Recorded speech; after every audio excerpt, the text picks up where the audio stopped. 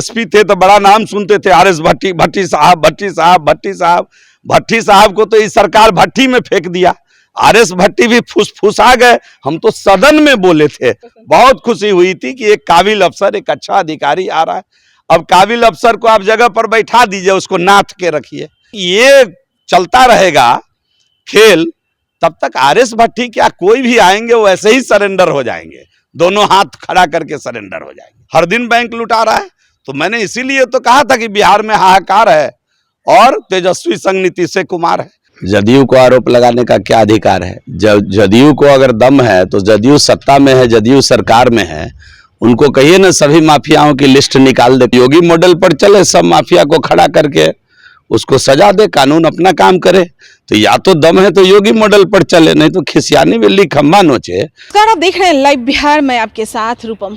बिहटा में जो घटना घटी, बालू माफियों के द्वारा महिला इंस्पेक्टर को जिस बेरहमी तरीके से पीटा गया, उस पर लगातार बीजेपी सरकार को घेरे में नजर आ रही है। और आपको बता दें कि जदयू भी उन्होंने निशाना साधा बीजेपी को ही, क्योंकि उनका कहना है कि ये बालू माफिया जो लोग होते हैं उन्हें ये लोग टिकट देते हैं और बढ़ावा ये देते हैं, ऐसे ऐसे लोग ही यह कुकर्म करते हैं। क्योंकि जब हमने उनसे सवाल किए थे कि आखिर कब ऐसे लोग पकड़े जाएंगे, तब उन्होंने कहा था, जदयू के लोग जो है वो कह रहे थे कि चुन चुन कर उन लोगों को पकड़ेंगे हम, और जीवन कुमार का नाम ले रहे थे।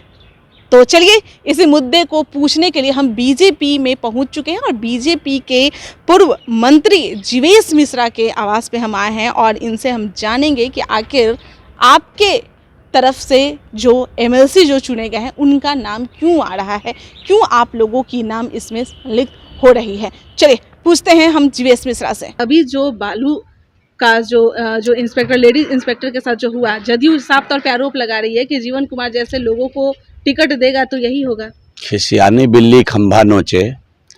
जदयू को आरोप लगाने का क्या अधिकार है? जदयू को अगर दम है तो जदयू सत्ता में है, जदयू सरकार में है, उनको कहिए ना सभी माफियाओं की लिस्ट निकाल दे, कौन कौन माफिया है, कै गो माफिया उनके यहाँ है, कै गो माफिया राजद के अंदर है, पता चल जाएगा। दूध का दूध, पानी का पानी हो जाएगा। जनता को जानने का हक है ना। और नहीं तो योगी मॉडल पर चले, सब माफिया को खड़ा करके उसको सजा दे, कानून अपना काम करे। तो या तो दम है तो योगी मॉडल पर चले, नहीं तो खिसियानी बिल्ली खम्बा नोचे। महिला अधिकारी गई, फेल है इनका शासन व्यवस्था, पूरा तंत्र इनका फेल है। इनके ऑफिसर इनकी बात नहीं मानते हैं। मुख्यमंत्री ने जिस सड़क का शिलान्यास 20 में किया और वो अभी तक उसका टेंडर कंप्लीट नहीं हुआ है, बोलिएगा तो मैं कागज ला के दिखा दूंगा। ऑफिसर इनके बस में है। और भाई वीरेंद्र ने जो कहा है जरा उसकी भी जांच करा देना। ये भाई वीरेंद्र ने जो कहा है वो तो राजद के विधायक है ना, हमारे विधायक नहीं ना है, राजद के मजबूत विधायक है और समय समय पर मजबूती से अपनी बात रखते हैं, इसलिए उनको मंत्री भी नहीं बनाया।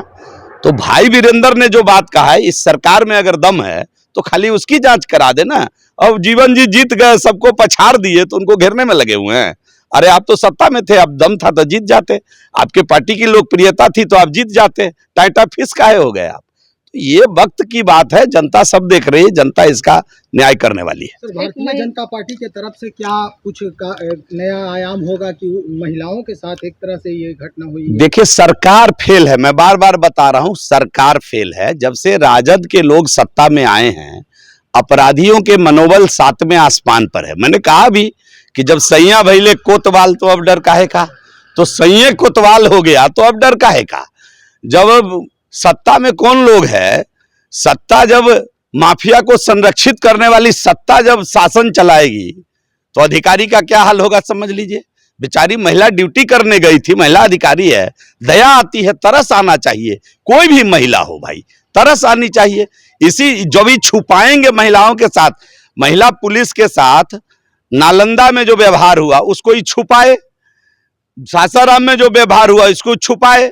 एक तरफ जब आप छुपाइएगा तो जो अपराधी तत्व है उनका मनोबल और बढ़ेगा और इस प्रकार के कुकर्म को अंजाम देंगे। तो सरकार को तो तुरंत जांच करा करके एफआईआर कराना चाहिए। रुक किसके लिए रहे हैं? ये तो सत्ता विपक्ष विरोधी दल अगर आरोप लगावे, मेरी बात समझिए ना, अगर विरोधी दल ये आरोप लगाए सत्ता पक्ष पर तो बात समझ में आती है। जो स्वयं ड्राइवर है वो बता रहा है कि गाड़ी गलत चल रही है, ताजुब मुझे हो रहा है कि जो स्वयं ड्राइवर है वो बता रहा है गाड़ी गलत चल रही है। अरे आपका काम है अधिकारियों को प्रोटेक्ट करना, उसको सुरक्षा देना। महिला के साथ किस प्रकार का व्यवहार हुआ है आपने देखा होगा। और आनंद फानन में जिन 46 लोगों को आपने अरेस्ट किया है, 6 लोग मुश्किल से उसमें दोषी है, 40 निर्दोष को पकड़कर आपने जेल में ठूस दिया। वीडियो फुटेज है कि नहीं, आप एक एक चीज क्लियर करिए और लोगों को दिखाइए।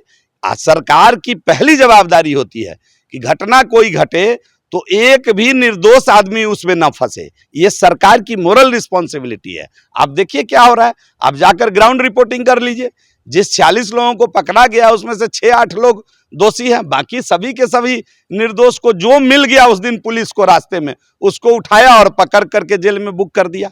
ये भी तरीका नहीं, ये भी सरकार चलाने का अंदाज ये लोग देख रहा है और इसका परिणाम इनको मिलने वाला है 24 और 25 में। चिंता मत करिए। भट्टी जी को लाया गया था, क्या लग रहा है उनकी? और मैं तो सदन में कहा था कि टाइम फुस हो गए। हम लोग भी जब पहले पढ़ते थे लिखते थे, ईएसपी थे तो बड़ा नाम सुनते थे, आरएस भट्टी, भट्टी साहब, भट्टी साहब, भट्टी साहब। भट्टी साहब को तो इस सरकार भट्टी में फेंक दिया, किसी काम लायक नहीं छोड़ा।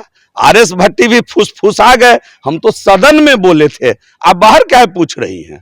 हम तो सदन में बोले थे, सरकार की जो कानून व्यवस्था है उस पर मैंने बोला था। यकीन मानिए जिस दिन मैंने आरएस भट्टी का नाम सुना कि वो डीजीपी बन रहे, मुझे बड़ी प्रसन्नता हुई थी, बहुत खुशी हुई थी कि एक काबिल अफसर, एक अच्छा अधिकारी आ रहा है।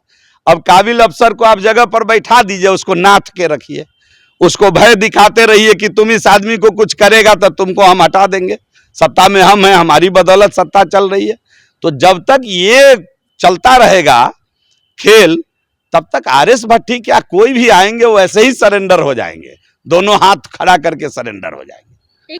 अब नाम उनका जो आ रहा है, उनका हाथ कहाँ तक पहुंचेगा वो तो अपने न बतावे। उनका हाथ तो उनके यहाँ जो बालू माफिया सब बैठा हुआ है सदन में चुन के आ गया, वहां तक पहुंचेगा क्या? और जो बालू, पहले तो उनका हाथ पहुंचना चाहिए, भाई वीरेंद्र जो कहा है वहां तक पहुंचना चाहिए, पहुंचेगा क्या? भाई वीरेंद्र जी ने, उनके सत्ता में भाई वीरेंद्र जी उनके साथ, उनके सहयोग से सत्ता चल रहा है ना, और उन्होंने जो कहा है वहां तक हाथ पहुंचेगा क्या? कब पहुंचेगा, कितनी दिन में पहुंचेगा? सरकार पहले उसको स्पष्ट करे। और जो भी दोषी है, हम कहते हैं आप दोषी हैं, हम दोषी हैं, कानून का हाथ वहां तक पहुंचना ही चाहिए, इसमें क्या दिक्कत है? लेकिन न्यायपूर्वक पहुंचना चाहिए, जो भी दोषी है वहां तक पहुंचना चाहिए। पर बीजेपी की तरफ से कोई स्टैंड है? नहीं, हम, अब बीजेपी क्या स्टैंड लेगी? बीजेपी स्टैंड यही लेगी कि आप कानून को कानून के जैसा चलाइए। कानून को, कानून व्यवस्था आपका बहाल करना सरकार की पहली रिस्पॉन्सिबिलिटी है। अधिकारी पदाधिकारियों को भी सुरक्षित संरक्षित रखना सरकार की पहली रिस्पॉन्सिबिलिटी है। कोई निर्दोष अकारण जेल न जाए, सरकार की पहली रिस्पॉन्सिबिलिटी है। तो सरकार अपने रिस्पॉन्सिबिलिटी का पालन करने में फेल हो गई है। मैंने पहले ही कहा कि जब से राजद के लोग इनके साथ आए हैं तब से आप देखिए क्या गदर मचा हुआ है। आज कहीं बैंक लुटाया कि नहीं, कोई खबर आई कि नहीं आप लोगों के पास? हर दिन बैंक लुटा रहा है। तो मैंने इसीलिए तो कहा था कि बिहार में हाहाकार है और तेजस्वी संग नीतीश कुमार है। तो आपने सुना, जीवेश मिश्रा बड़ा ही एक अलग ही जुमला पेश कर रहे हैं। हालांकि यह जुमला आपने सुना ही होगा कि बिहार में बहार है, नीतीश सरकार है, लेकिन जीवेश मिश्रा इसको सिर्फ पूरे ही पलट दिए कि बिहार में हाहाकार है, तेजस्वी संग नीतीश सरकार है। और उन्होंने यह भी कह दिया है कि सैया भयो कोतवाल तो अब डर काहे का, यानी कि आरजेडी के आने से, यानी कि नीतीश सरकार की सरकार है और जो लोग जंगल राज की बात कहा करते थे उसकी वजह से इनकी सरकार है। तो अब ये लोग मनमानी कर रहे हैं, कुछ भी नहीं कर रहे हैं, बस मनमानी ही करते नजर आ रहे हैं। एक सवाल हमारा उनसे और भी था, आरएस भट्टी जिनके आने से यहाँ पर लोग खुशियाँ मना रहे थे कि भाई अब आरएस भट्टी जी आ गए हैं तो हमारी पुलिस या जो तंत्र है वो मजबूत हो जाएगी, और एक मजबूत कंधे पर एक जिम्मेवारी दिया गया है, आरएस भट्टी के कंधे पर जिम्मेवारी गया है, तो कहीं ना कहीं जो भी क्राइम हो रहा है वो कमेगा। लेकिन जीवेश मिश्रा बोल रहे हैं कि आप हमें यहाँ यह सवाल क्यों कर रहे हैं, हमने तो यह सवाल संदर्भ में किया था कि इन्हें बस बैठा दिया गया है, अपने मन से काम नहीं करने दिया गया है, यानी कि भट गया है। अब जो भी पुलिस या तंत्र है भट गया है, काम अच्छे तरीके से नहीं हो रहा है। चलिए अभी के लिए बने रहें आप लाइव बिहार के साथ। धन्यवाद। लाइव बिहार यूट्यूब पर सब्सक्राइब और फेसबुक पर लाइक जरूर करें।